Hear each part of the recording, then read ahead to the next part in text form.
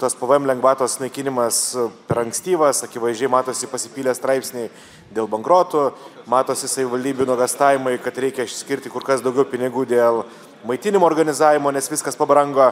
Kaip galvojate, ar tie kolegos, kurie šiandien dienai prisidenginėdami, kad čia, žinot, tai yra didžiausia nauda didiesiams restoranams, greito maisto restoranams?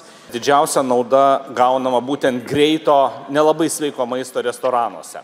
Priėmė vis dėlto negalvodami, kad Lietuvoje veikia ne tik tais didieji restoranai, bet ir smulkusis verslas.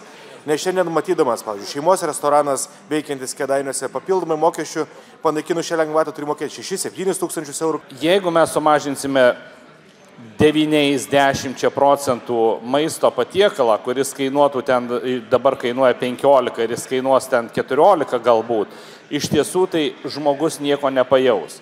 Ar vis dėlto tas nematymas smulkaus verslo arba tų sričių, apie ką jūs kalbate, teikdama šitą projektą, nėra tas toksai valdančiųjų demonstruojamas nejautrumas tiems, kurie ypatingai veikia regionuose ir yra maži? Silpninam savo valstybę ir tiesą sakant, didiname netgi savo vaikų, tų pačių vaikų nutukimo sąskaitą, nes didžiausią naudą gauna greito maisto restoranai. Čia kalba yra ne vien tik apie greito maisto restoranus, kaip jūs bandote klausimus suvulgarinti, bet apie kur kas platesnį maitinimo sektorių ir sveiką maitinimą mokyklose, kuris šiandien dieną yra brangesnis, ir savivaldos, merai, kuriuo, tiesą sakant, jūs turite nedaug, gal dėl to ir neturite tos informacijos, šiandien dienai skundžiasi, nes iš savo biudžeto, nes jie turi iš kažkur pinigus susigeneruoti, turi kur kas didesnius pinigus skirti maitinimo organizavimui.